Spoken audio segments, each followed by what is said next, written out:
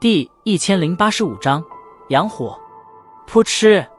鲜血喷射间，天蛇身形从天际滑落而下，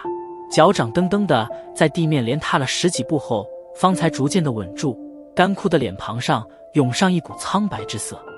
砰砰，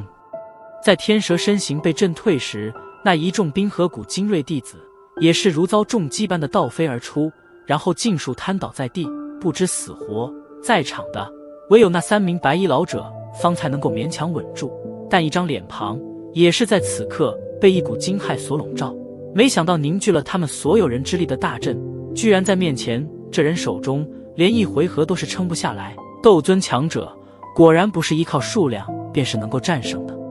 此人对于空间之力的掌控居然已经到了这种地步，根本一点都不像是刚刚踏入斗